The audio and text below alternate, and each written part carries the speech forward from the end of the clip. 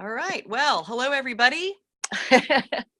um, my name is Jerice Pappas, and I am a transformational coach who has a strong background in the Enneagram. And today I am having the pleasure of interviewing with RobynMcTagueE. And we are both fellows, I should say, sixes in the Enneagram, although I like to say that I start at type 6, but I will say more about that later. And so my inspiration with this interview and this interview series that I'm doing is to bring awareness to all, and from the standpoint of the Enneagram, to highlight the gifts of what we all embody in ourselves, but to bring it to a really practical level of how to embody these gifts of these archetypes. So today we're going to be talking about how type 6 can benefit from the relationship to type 3, and we will also touch on type 9. So this is a completely unscripted, organic interview, and we will see what emerges. And I would like to let my friend Robyn over here say a little bit about who she is and her work. And go ahead, Robyn. Well, thank you. Thanks for inviting me. And so my title is Master Holistic Healer because I believe we need to take care of all of ourselves. And so I do some metaphysical teaching to adults and children. That's in person, and then online I do coaching as well. So I've created a life of choice coaching, so taking my background in psychology, conflict resolution, and combining that with energy and metaphysics and some of the Enneagram and dream coaching to create something unique to the individual. Oh, beautiful. And I love what you just said about creating something unique to the individual. Because there it is, that is an expression actually of type 3. To me, type 3 is represents like the exalted individual, the individual who is able to who shines their light. I was just listening to Jessica Dibb the other day, and she was referencing this point as glowing abundance. Glowing abundance is, it's inside of it, but glowing authenticity, actually. And I know, as myself, who starts at type 6, I really value authenticity. I am always scanning, to use a 6 terminology, I'm always scanning for what is authentic, what has value. Are you telling me the truth? That's for sure. Right? Yeah. My BS detector is always on, right? Always on. But then deeper than that, glowing authenticity is, I think, a magnificent expression for whether we start at type 6 or 9, but it is, to me, it could be the exalted 6 that is able to take in their environment, see what's needed, collaborate with others, and include their light, right? Include the light of who they are, but at the same time, including everybody else's light for the greater good.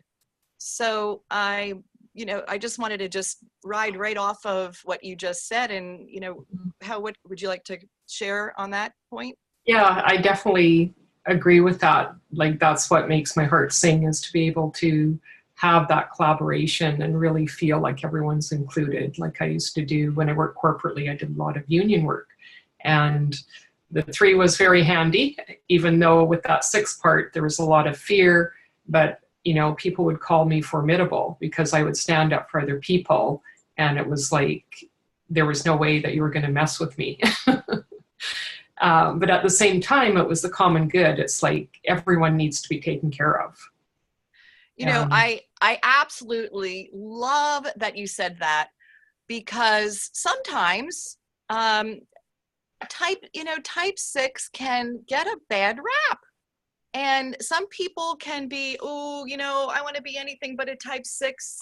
We're full of fear and anxiety, and like it's something to be ashamed of. And meanwhile, like Frodo in Lord of the Rings, right? We have this capacity to detach from that which scares us and step into a vision greater than us that is full of formidable strength, to use that word.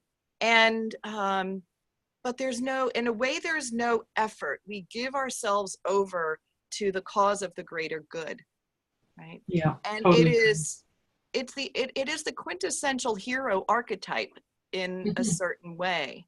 So I really would love to stay with this for a minute, and maybe you just and another thing that comes with 6 territory, which I want to call out, is there's a certain kind of a humility, a willingness to do the nitty gritty.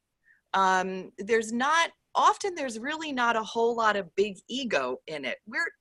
We tend to be more willing to set that aside and just roll up our sleeves and do what needs to do. We can be great worker bees, right? Yeah, and sometimes to our detriment, but and sometimes to our detriment. But that's a little bit what I want this conversation to be more toward, is by a 6 is really calling in that 3 energy, right? That is in a way is giving us more permission to shine our light as individuals and leaders, right?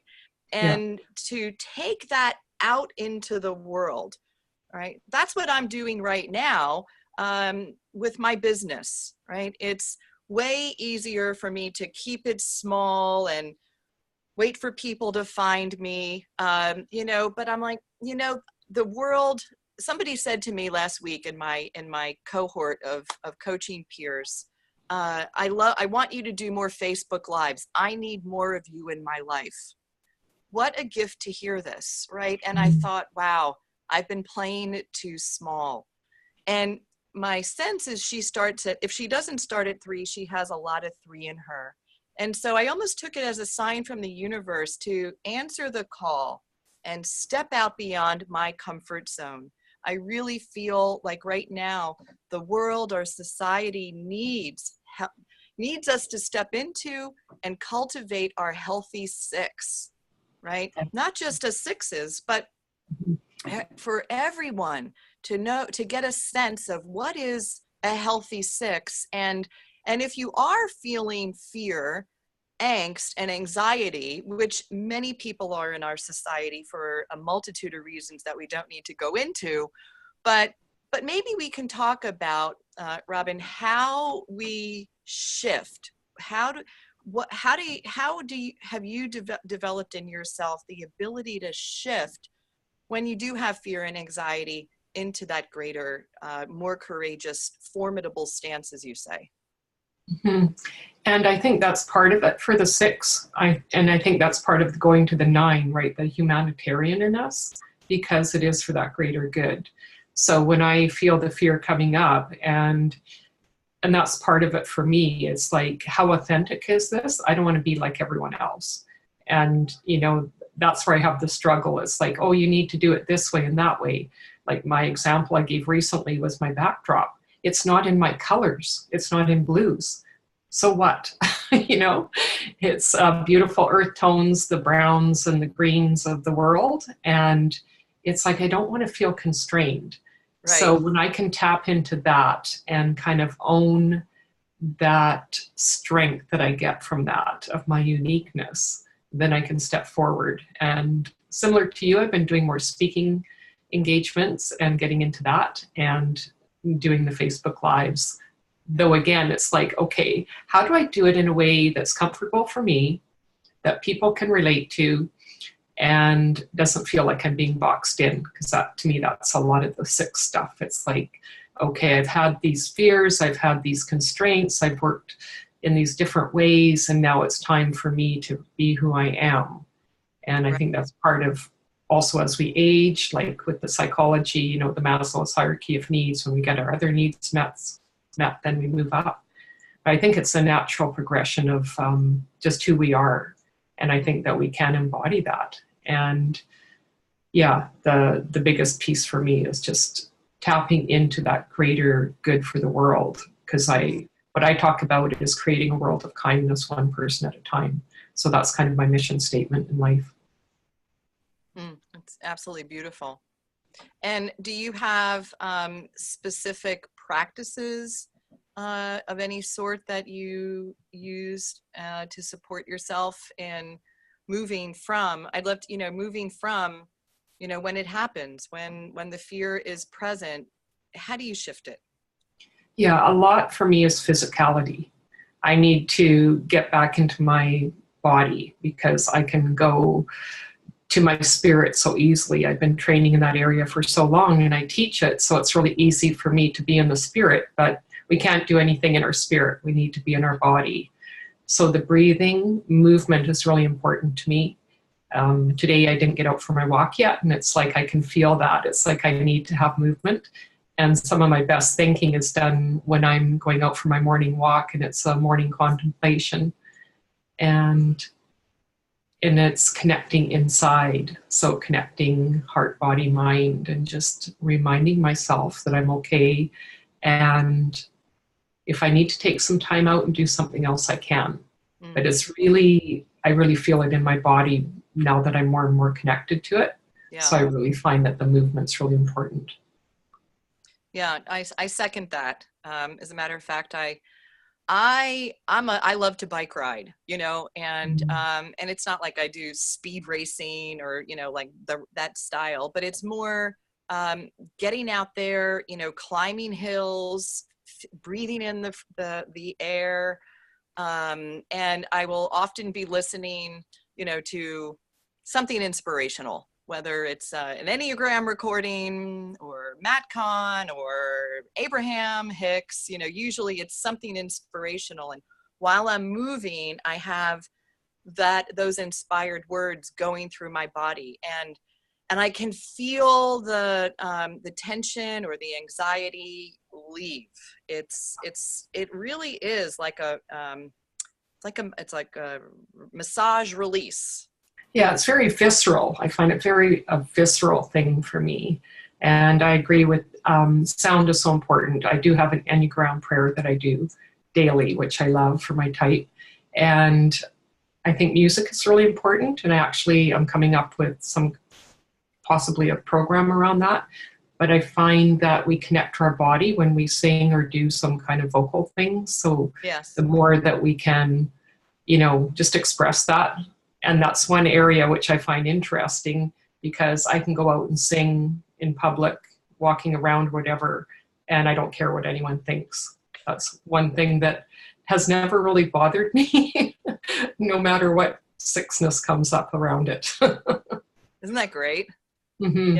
Yeah. No, I can be the same. I can be the same way. As you were sharing before about that uniqueness, it's interesting. I know we're speaking about our connection to the 6 and the 9 point. I mean, rather the 3 and the 9 point. But I also heard a flavor of 4 and it's interesting. I relate to it myself, and I'm speaking to this because there can be a lot of mistypings out there. A lot of 6s that think they're 4s, or 4s that might be thinking they're 6s, or people that start at those places. And there is something in type 6 that I start, and maybe this is a good time to bring this in. So for those of you that speak in terms of, there's these instincts, right? And the instincts are how we biologically get our needs met. It's how we are oriented essentially to survive And then there's these three basic essential ways that we call it sexual or one-to-one, our self-preservation needs, and then our social needs, how we organize in all three ways to survive as an individual and a species. Well, I'm gonna go with that. If you're listening to this, you can look that up a little more deeply. And I'm going to assume that you have some background in that or can look that up quickly enough. I happen to start with sexual or one-to-one, and then self-preservation is my middle instinct, and then social is my third. I think it used to be way blind. Now it is coming more online as I consciously give it attention and have been stepping into teaching and speaking and doing more leadership roles in that way. And so I mentioned the sexual. So you blend the sexual piece with 6, and I know for me, I love to come forth with my individuality, and I really enjoy, like you were saying also, to have an uncompromised, unique expression in the world, that uniqueness. And so it isn't only, the type 4 that has a leaning toward expressing their uniqueness out in the world. So I feel that depending on where you start in the Enneagram, and this might be a time for me to say it that way, since Robyn had said, what did you mean by where you start in the Enneagram? So I'd like to be a little bit more rigorous in my languaging. And so on that note, if I make an I am statement, like I am a 6 or I am a fill in the blank, to me, it sounds very fixed and that there isn't room for growth. And I feel that these Enneagram types, they all live inside of us. All 9 types live inside of us. So I like to say I started 6, and yes, 6 is absolutely my growth path. But as I evolve and as I relax, and I'm saying this not only for me, but I think for everyone, that we then become more ambidextrous to embody, given whatever situation is presenting, every archetype of the Enneagram. And the highest type becomes the highest essence and virtues of each type become available to us. Whether we know the Enneagram or not, they do.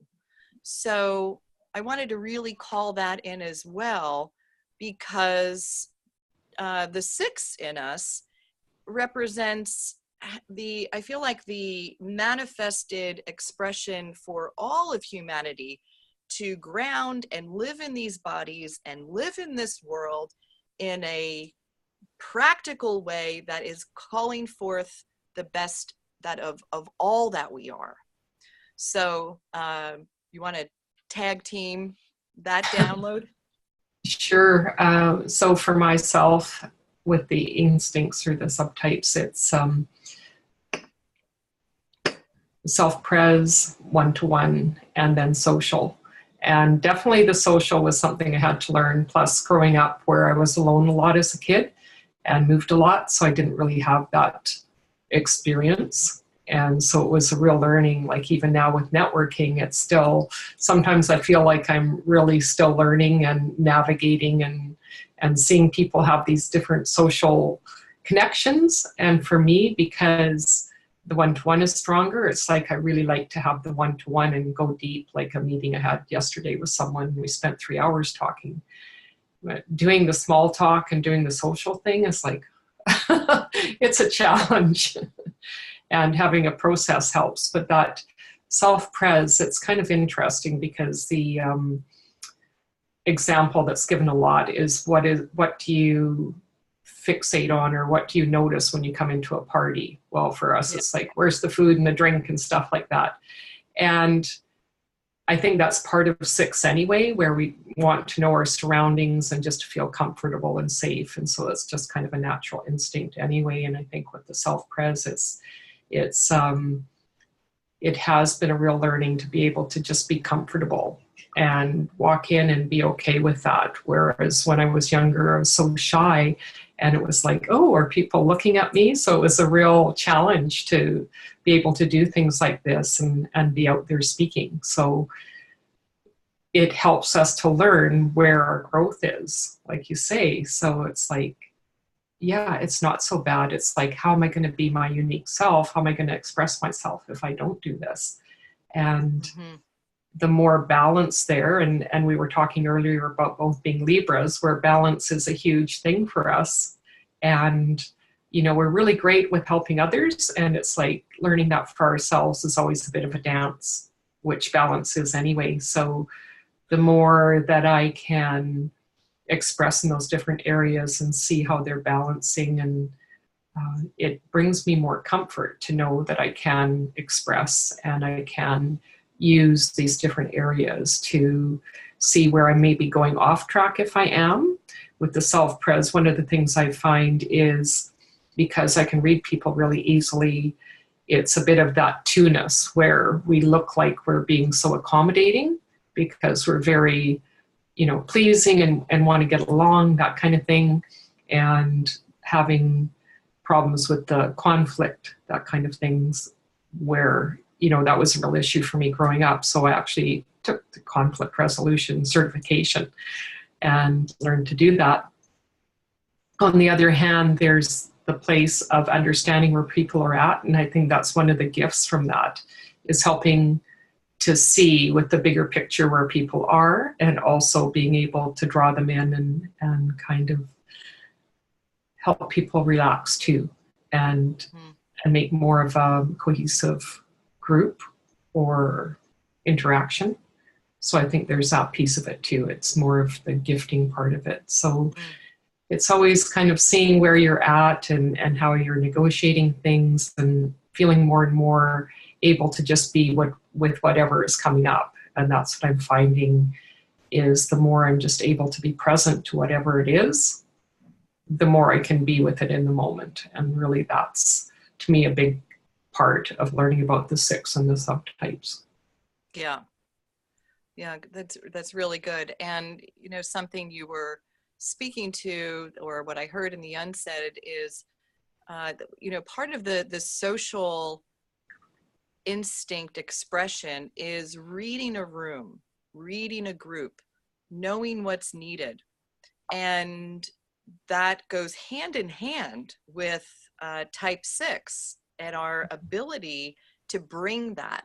So what I was hearing in what you were just sharing is, when you did that conflict resolution work, right, that provided a certain foundation, giving you more relaxation around where the self-preservation instinct that you lead with could get wobbly and or contracted. But then here you strengthened it with this attention on developing that strength. And then what I heard is that it then gave you a greater gift from a social group standpoint, to then be able to read a room and probably read an organization around what is needed. Is that true? Yeah, that's true. And then doing the energy work and learning how to shield so you're not taking on others' energy. I think that's so important. The more that we can do that, all types, but really around the 6 and the 2s especially, the more we can keep our energy for ourselves and learn that this is mine and that's yours. And, right. You know, and I find the numbers in the different systems all correlate. And with the numerology, the 6 is about correct responsibility. I'm a 6 in both, so I have both of it, right? So that was my big learning. I was responsible at a very young age, like 4 years old, for my mother. So it was, really learning what that is. Yeah. So. And me too. I happen to have been, it's so funny, there was a little conversation about this on Enneagram openings about, you know, your birth order, but which I happen to have been the oldest of 5. And there's a 14-year difference, and same mom, between myself and my youngest sister. But maybe because I started 6, there's a leaning toward being responsible, and duty is actually an expression of the social expression of 6, right? Mhm. So I hear that in what you're saying. So even though that was also my, that also is my third expression with regard to the third ranking with regard to instinct, it still is available. It still is present in being able to do the right thing and take care of the whole. I think we just have more ease with it the more developed that we become. For me, starting with 1-to-1 as a 6, there's an intensity that I can have, right? And however, it becomes magnetic and with a certain charisma when I'm relaxed and being myself. I recognize, like I think I told you the other day when we first talked, that when I saw your picture, I sensed that you started self-preservation.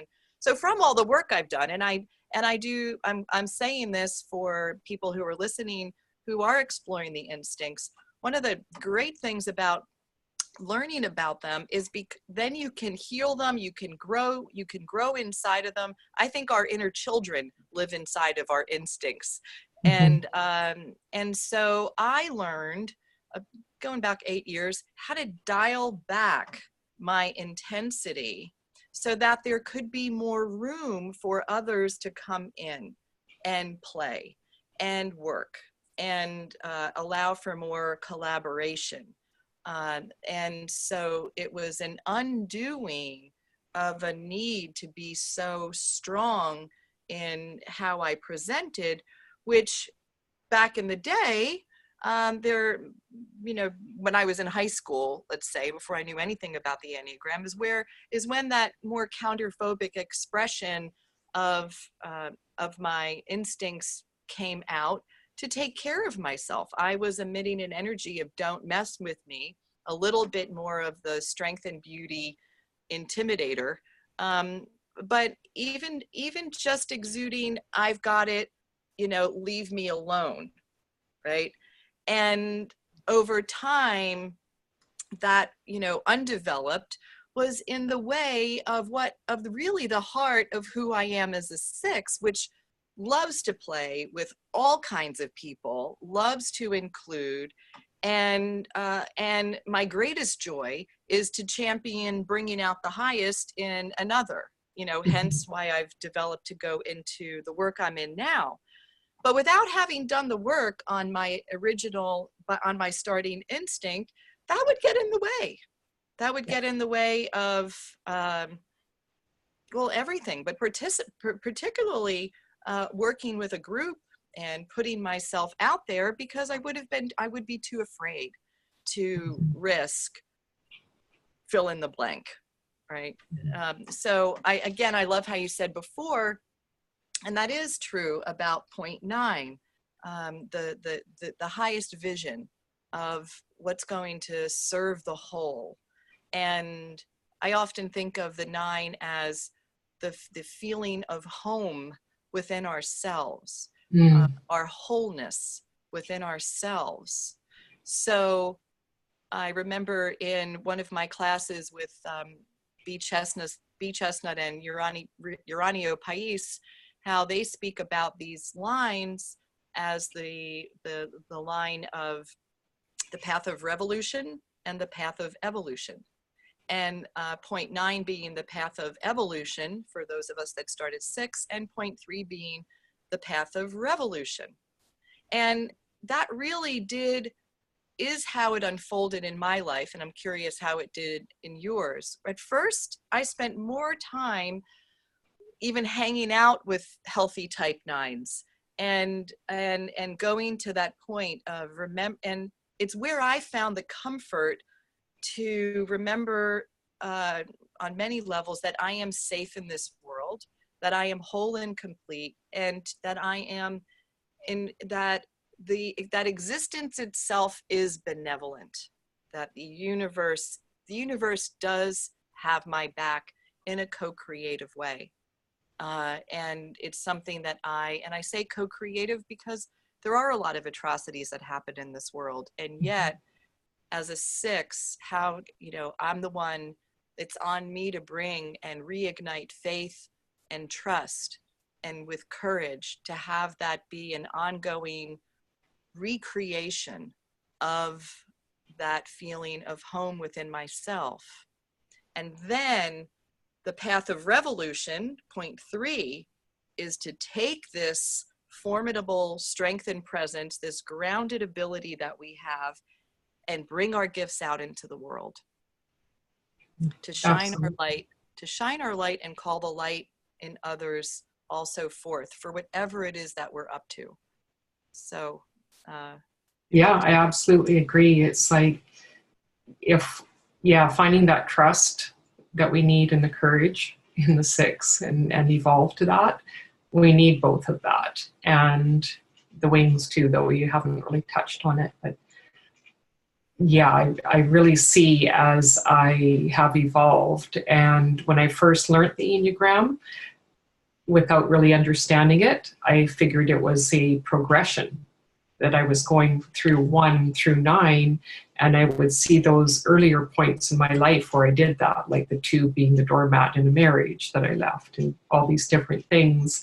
And then when the 9 was expressed, I actually burst into tears. Like I had such a strong, visceral reaction to it. And it's like, yeah, that's me. I'm the humanitarian. I do all the conflict resolution. It's like, it's all about love. It's in my languaging. It's, that's all I talk about.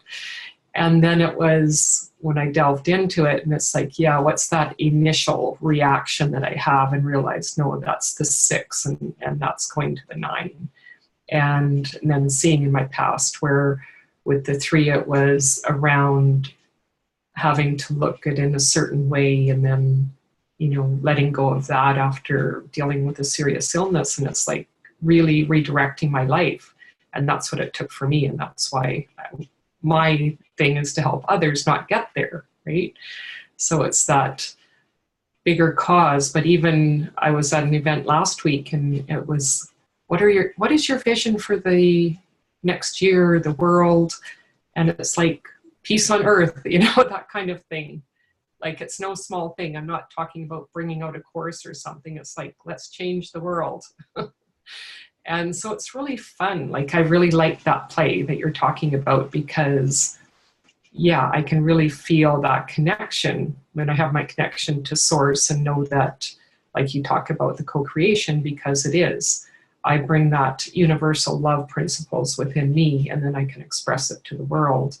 And when I start to retract and go into the fear, bringing the 3 in to bring that courage out to say, yeah, I am an individual, and we all have this within ourselves. And to me, it's that the 6 piece is bringing the inclusiveness, and it kind of brings it all together to bring it out. Yeah. Yeah. And, and it takes, the other thing that we have as 6s is an incredible resourcefulness, inner resourcefulness, and strength. And it is, I know you know what I mean, because I think when you were first talking about that formidable part of you, okay, so you might start at self-preservation, and I might start at sexual, and yet but I think you were speaking to, and I just want to highlight again, that there's something about this strength, and it's not muscle strength. It's inside of courage, the strength of the heart, right? And that we have this inside of us when we're terrified, when that feeling of angst comes over us, when we have anxiety about something, to go deeper into ourselves, into our first, release it with physical exercise, doing yoga, doing whatever you need to do, move that body, right? But then go into, the trunk of your inner tree, with your heart, through the heart. The courage of the heart is the true strength of the 6. And to then allow I literally will hear myself say no. I will say no to when that fear wants to take me over. I Mhm. now am able to immediately feel it and literally put like a line of demarcation, and then I go into my practice of saying the visions of what I'm actually manifesting that are calling me forward, which is to be of service and uplift people. So, you want to say anything to that when that comes up in you, and about courage, a little more about courage in the six? Yeah, I think that's true for me as well. It's also kind of pegging that to past places where you were able to step through it. So if you're really deep in it and it's like, how do I find my way out? It's like, okay, what have you done in the past? And, for I had quite a traumatic childhood, and it's for most people, they wouldn't have necessarily gotten through it to the degree that I have. And I don't really talk about it that much because, like, you talk about that kind of humility. At the same time, there's a place where people need to know that. So that kind of comes up for me. So I kind of go to that place of, yes, this is important. And if I can't do it for myself, it's like for others. So then I can bring it back around. So it's like the internal, external, internal.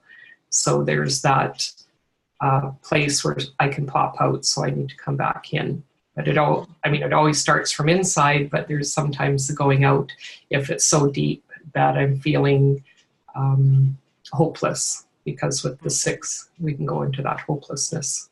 Yeah. And so if it's that deep, it's like I need to sometimes go a little bit out to come back in.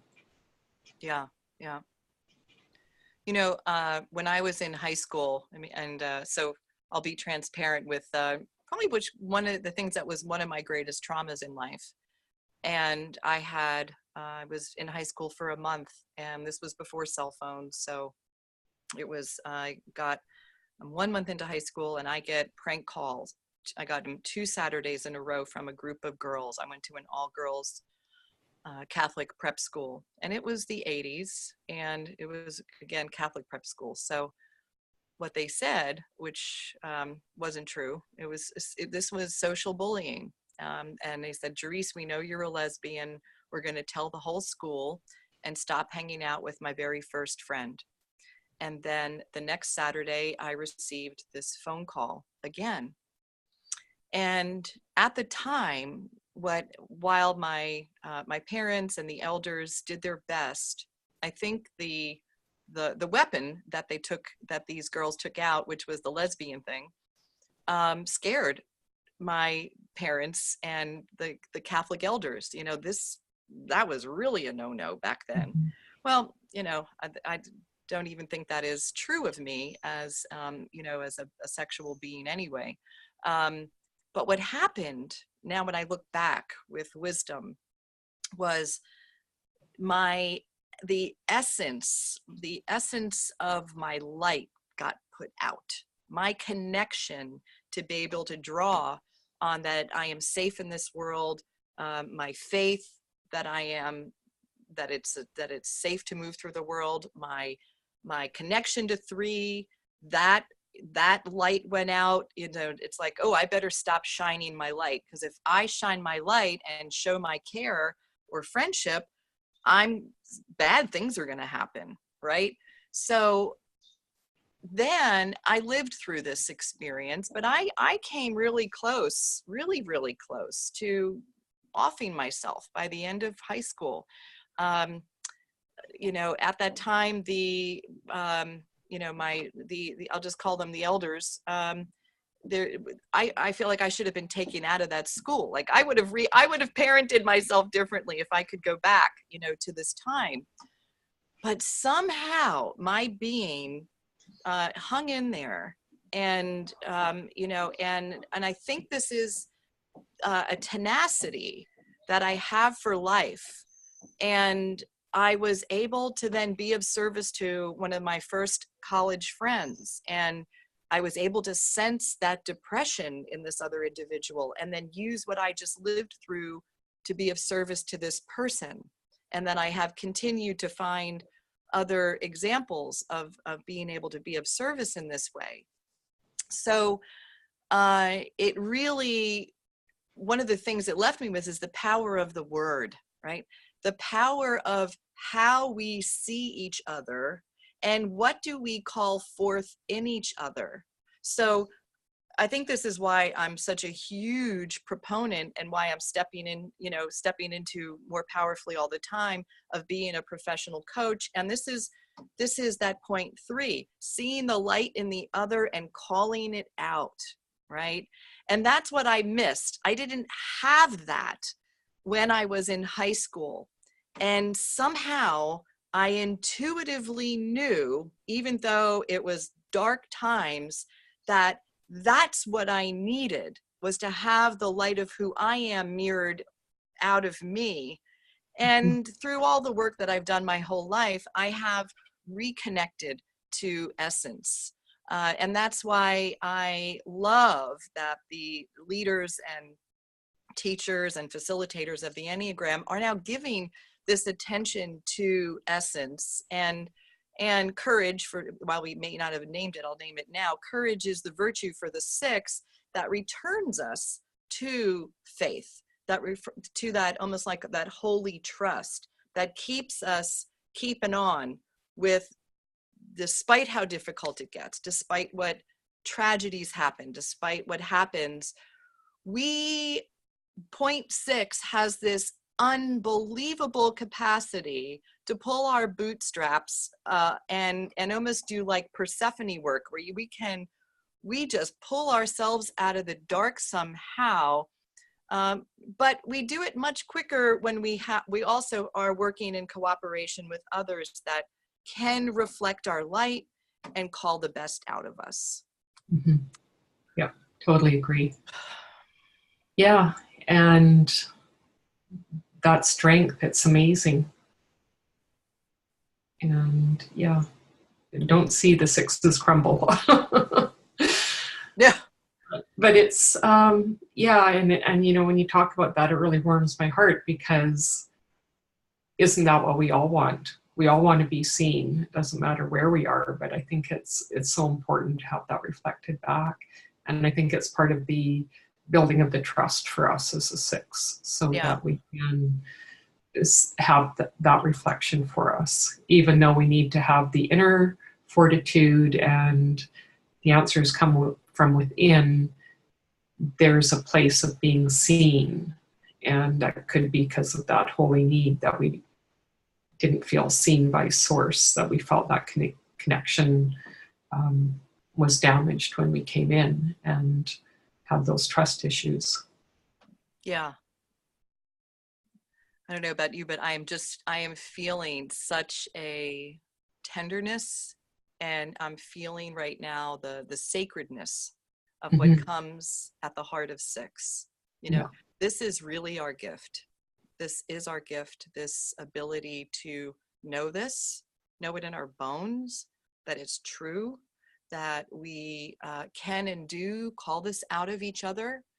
And I'm feeling like this might be the moment that we invite and challenge all 6s and the 6 in all of us to call this out of each other, to see the light, and to acknowledge the light that we see in everybody in our lives, whether it's our family, our coworkers, our leaders, to have this be a practice, how to reflect this back and to call it out in each other.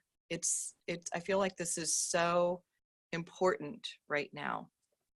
Yeah, and it helps us get past the fear, right? And I know you're in the US and I'm in Canada, so there's some differences there in what's going on, but it really is like the more that we can see that in others and express it, the more, like for me, I know that I do a lot of gratitudes. I do gratitudes every day, and I think it's so important because that helps me to be more present And the more I can do it with other people, the more that brings more into the fold, and they can see the light in themselves, because I'm just a reflection for them, right? We're a mirror for each other. Exactly. Exactly. Well, I feel like this is a good place to close. I feel that and I will just say, if people are inspired by anything we said, and you would like to work with either of us as coaches, and my business is called Present Your Best Self.